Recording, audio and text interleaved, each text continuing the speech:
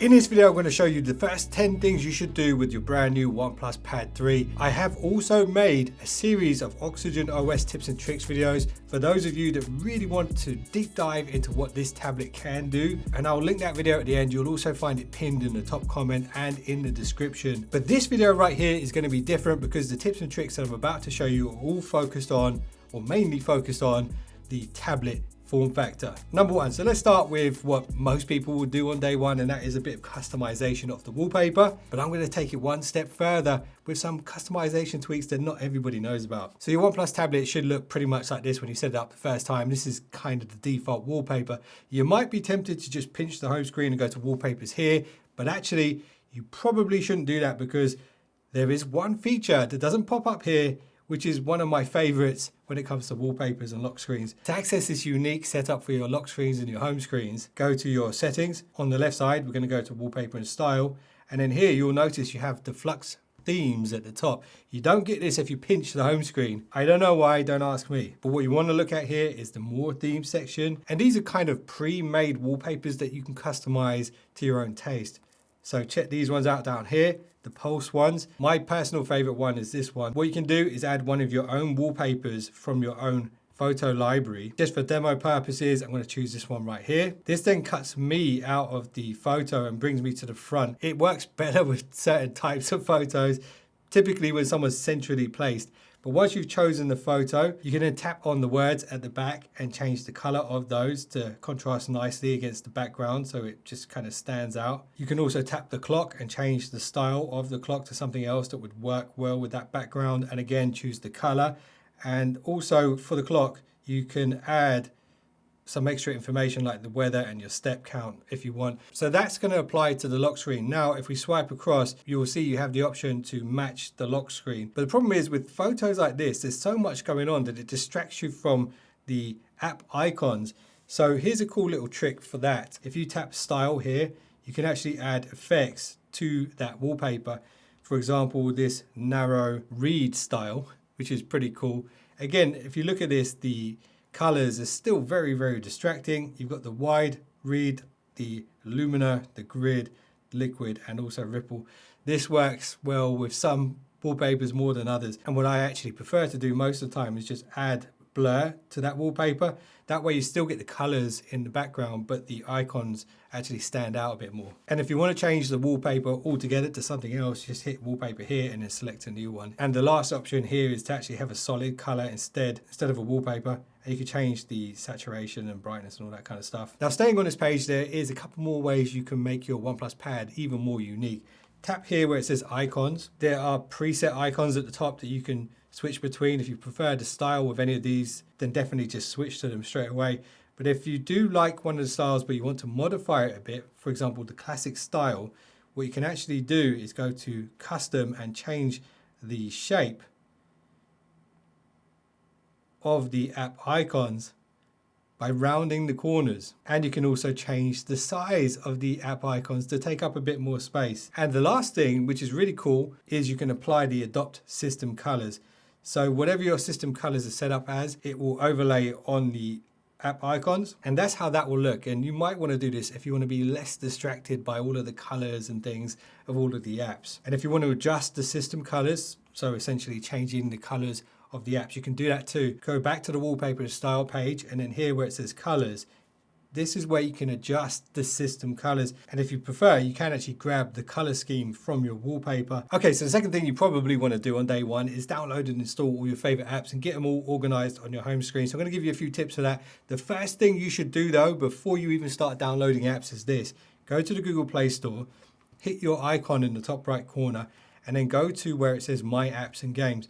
This will show you all of the apps that are installed on the device already, and if there are any required updates. Quite often when you get a new Android device, there'll be a bunch of system updates, which will improve the performance of the device and the AI on the device and all that kind of stuff.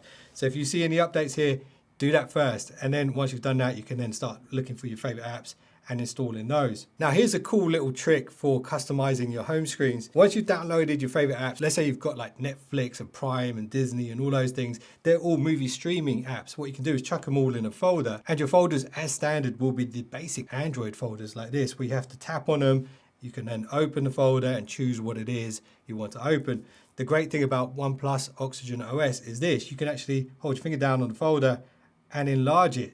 Now you can actually access the apps within the folder without having to open the folder first. And you can also swipe back and forwards within the folder without having to open it. So for example, if you just want to jump into the Google search real quick, you could just tap right here.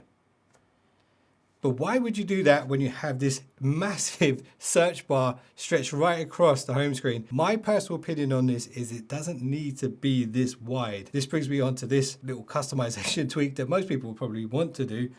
You can actually shrink the size of the search bar and it performs exactly the same. It just takes up less screen space. So now we can have even more apps here if we want. And here's a little customization hack that I get asked about every time I do one of these tips and tricks videos.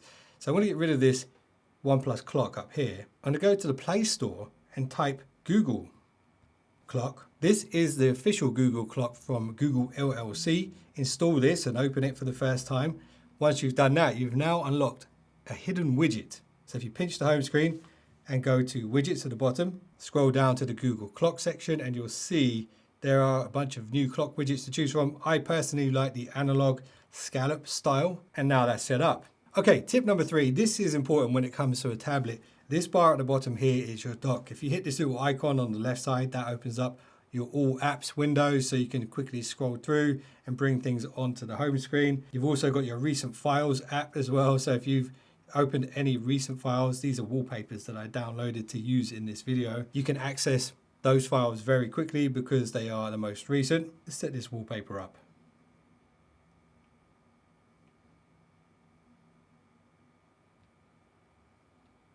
So what I was getting at is what you should have here at the bottom of the screen in this center section is the apps that you're going to use the most on the tablet. So if you want to remove things from here, just hold your finger down and drag them off. For me, for example, the Gmail app is something I use every single day. So it makes sense for that to be here on the taskbar. The camera on this device is probably something I'm not going to use that much. So there's no need for that to be there. The OnePlus Notes app has AI features, which I have gone into in a bit more detail in my other OnePlus device tutorials. So definitely check those out if you want to learn more about that. And these 3 apps in the bottom right corner are actually the most recently used apps. So don't worry about pinning less used apps to this taskbar, because if you use those less used apps, they will be here temporarily. Okay, number 4, this is a bit more of a pro tip to help you make each one of your home screens a bit more efficient and useful by adding widgets that can actually help with the performance of your device. So to add a widget to your home screen, if you pinch it and at the bottom you'll see widgets right here. This brings up the full list of widgets that are available on the device. I really like the calendar widgets from Google. So I usually have one page with like half of it with my full calendar. The digital well-being widget is a nice one because it lets you know how much you're using specific apps. So if you've been playing a bit too much Genshin Impact or something, you'll be able to see it right here. Another really handy widget is the Gemini one. There is other ways to access Gemini. The great thing about this widget is you can wake it up in the camera mode so it can see what you're looking at, and you can ask it questions about what it is you're looking at. You can also share your screen. So if you're researching something, you can hit that and share what you're seeing on your screen with Gemini and ask it questions. And then you got the live chat right here. This is actually the better way to access the Google Voice Assistant, in my opinion. But this is still good to have because this will allow you to search Google for things still. Now you might think that that's the full list of widgets available on this device, but actually there are some hidden ones that most people won't know about unless they're true OnePlus fans. Check this out. For example, I'm going to bring the voice recorder to the home screen. The reason I'm bringing this one is because it's a very powerful tool. It can summarize and transcribe and even translate recordings using AI. It is a very useful tool. And check this out. If you hold your finger down on it, you'll see the option to add a shelf widget. So with the smartphones, you do get the shelf option. That's an entire page of widgets. With the tablet, it's slightly different, but you can still access the shelf widgets like this one or this one. I'm just going to go with this one. And there we go. We've now got a shelf widget on the home screen. And it does tend to be OnePlus's own apps that has this. So for example, the Notes app here, hold your finger down on that. You'll see the shelf widget option there.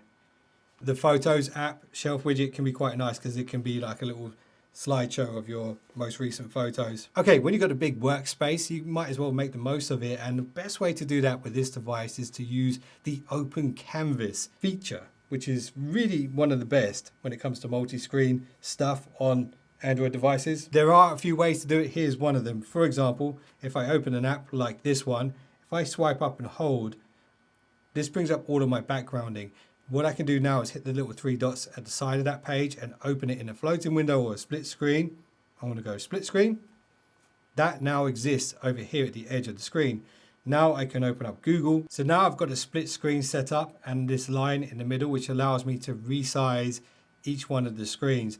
And when you do that, it widens one and it shrinks one. And you can just tap there to bring that one back. You can also drag it back the other way, keep that one in the background, work on this one, and then go back to that one whenever you want. Now, if you do discover an app pair that you're going to use a lot and you want to save it, here's how you can do that. You just tap the little line in the middle and you'll see the Save as App group. This now exists on your home screen, so you can bring it back at a later date. And you can actually add even more apps to the open canvas, which I'm going to show you in a minute. But for now, just be aware of how to create app pairs. Okay, this next tip is a productivity one and it's really, really cool. So let's say you're working on something, some homework or whatever, you need a calculator. What you can do within any app, you'll see the three dots at the top. If you tap this and go to floating window, that does exactly what you think it does. This window will float on top of whatever it is you're doing in the background. The great thing about this is you can move it off to the side of the screen and it kind of pins right here to the edge. Now let's say you need access to your files because you're going to be dropping photos into your work. You can also pin this one to the side using a floating window as well. And you do it exactly the same way. Just hit the dots at the top, go to floating window. The window is now floating. You can actually resize the window as well by dragging from the corner. And I'm just going to drag this one to the edge of the screen. And there we go. It's now floating here in this little section. And if I want to bring back any one of these two, I can just switch between them real quick like this. And these can be moved up and down so they're kind of out of the way of wherever you're working. Okay, so you get the idea. Split screening and pop-up windows are really, really useful on tablets. And here's another really effective way to use them and access them even quicker than the methods that I've just shown you. And it is using the smart sidebar. So if you swipe this out, this is your smart sidebar setup. If you want to customize the smart sidebar, just hit the edit right here. What I recommend you do is add all of the apps that you think you're going to use in pop-up or split screen mode the most. And you'll also notice if you did what I showed you earlier and created your first split screen and saved it, you'll have the option to add those split screen pairs to the smart sidebar. So spend a bit of time setting up your smart sidebar, because once you've done this, you can now create split screens even more easily, and you can actually add a third app to your split screen setups. Here's how you can do that. So let's say, for example, we want the calculator. We can grab that, drag it onto the screen, and now we can open a second app. Let's say the Google Play Store.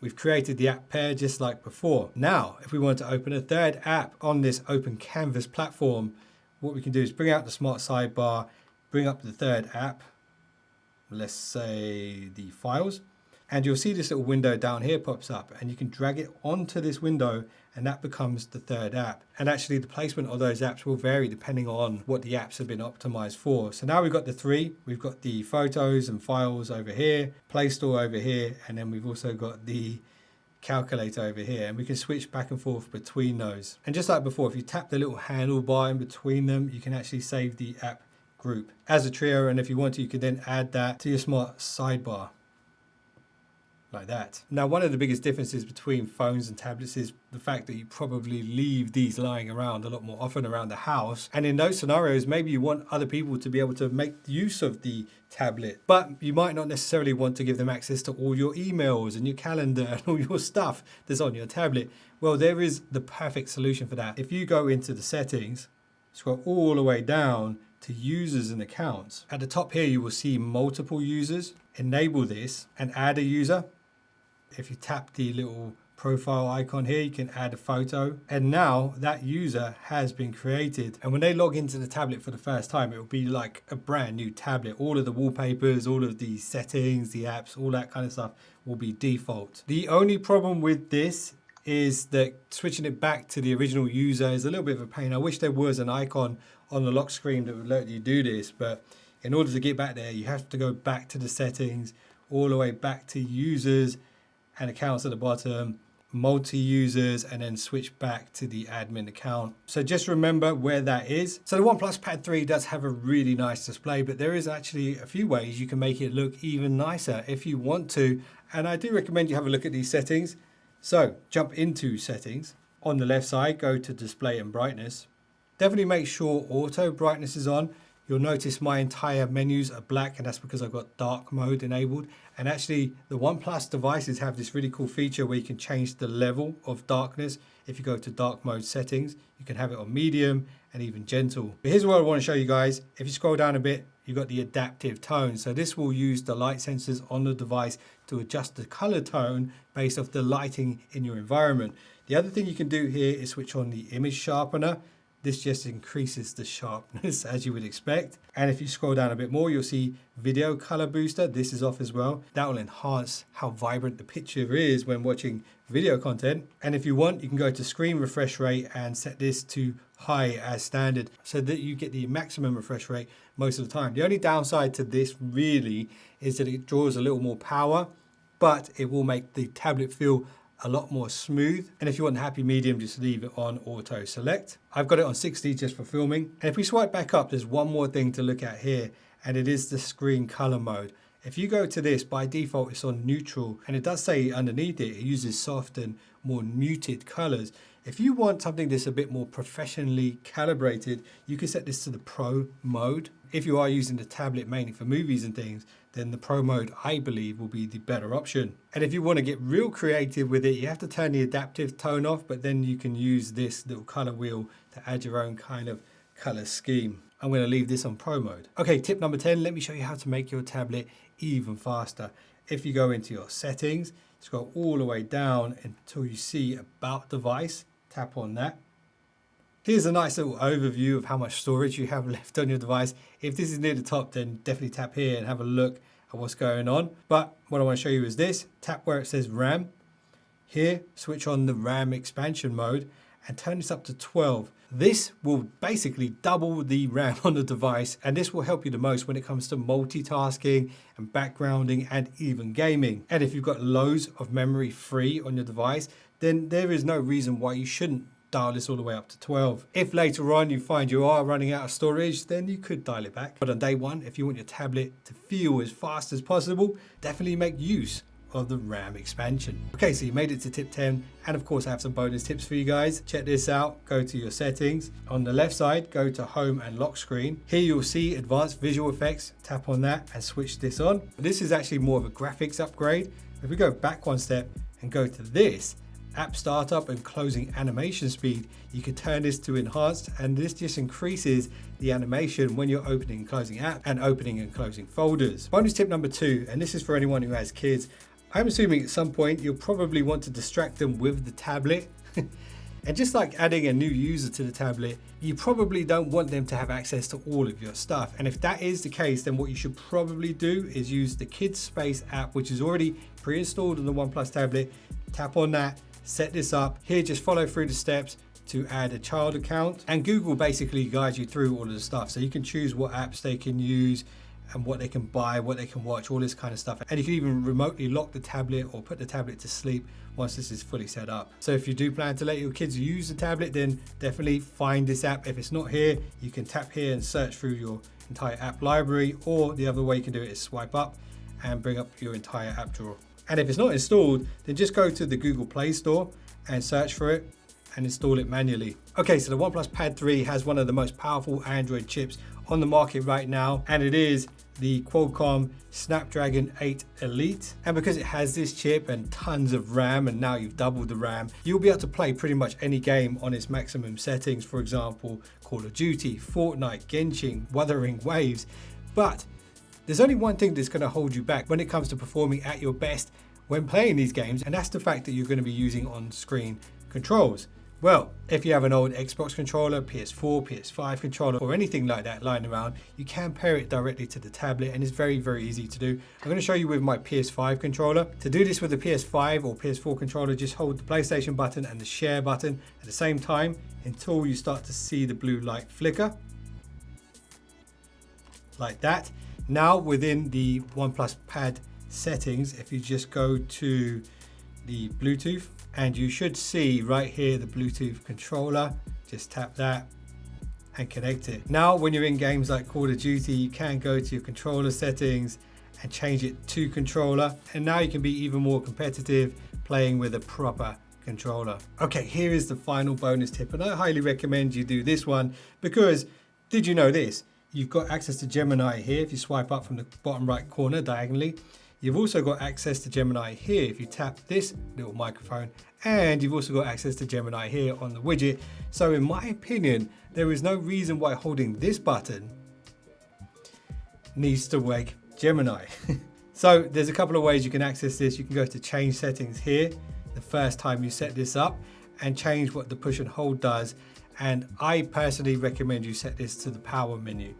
If you want to navigate to this page manually, just scroll down on the left hand side to accessibility and convenience. Scroll all the way to the bottom and you should see power button, and then you can access this page right here and change this to power menu. That way now the power button is in fact the power menu, and I think this is handy for tablets. If you're going traveling, you probably want to power it down when you're not going to be using it. That way you're not burning through power whilst it's in your bag. And also here you can restart the device at any time. So this has been a crash course on the first things to do on the OnePlus Pad 3. Like I said before, I've made a bunch of OnePlus Oxygen OS tips and tricks videos. Most of those tips will apply to the phones and the tablets. So those are on screen right now if you want to check those out. I appreciate you guys for watching this one. If you haven't subscribed yet, well then, do it. Do it. Because I greatly appreciate it. And if you've just done that, I will see you in the next one. Don't be late. Do it.